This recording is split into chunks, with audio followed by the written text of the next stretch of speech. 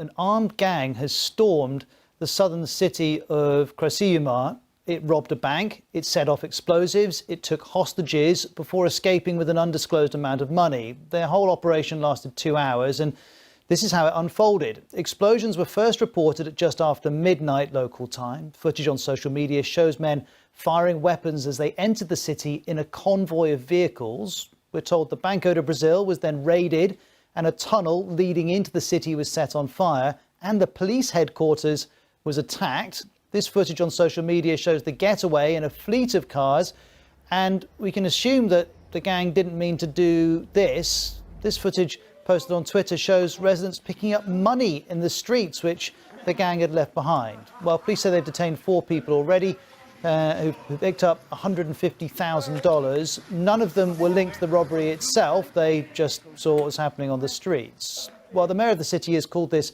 a major assault. This was his message earlier. Hello, I'm here at City Hall after having lived through a true night of terror. Unfortunately, we had a police officer who was injured and a security guard who was also hurt. But the police carried out their role very well. Now, the Mayor's office is asking for everyone to go back to their workplaces. Let's let the police do their job. Now, these pictures show the aftermath. This truck was destroyed by fire. It had apparently been used by the gang. And here you have a police officer deactivating explosives left on the street.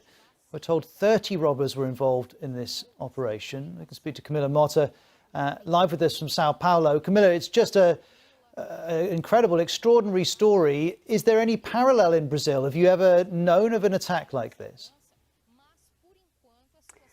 Well, Brazil records around 100 bank robberies or attempts each year, which is quite a lot, but we're not used to seeing something like this.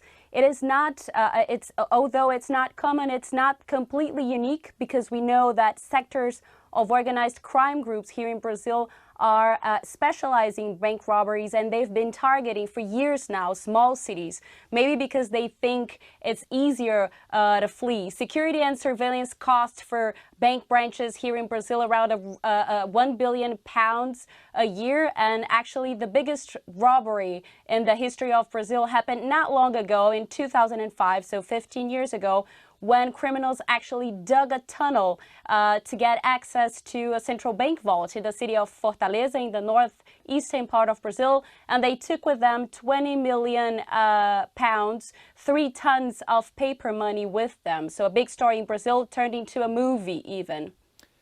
And for those reasons, presumably this bank would have been protected. How do we know how this gang managed to get through security?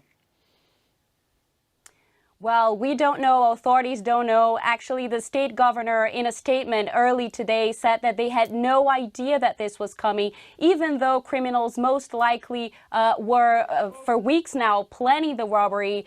People think that they are from out of state, so they moved into the city to plan better what they were going to do. But authorities had no idea that this was coming up. So that's why the state governor is asking for help for federal authorities to try to track the criminals, because we don't know actually where they fled to, and actually try to get some of the money back.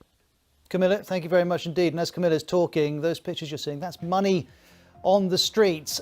People picked up $150,000, which begs the question, how much did the gang get away with if that's how much they dropped on the street as they were fleeing?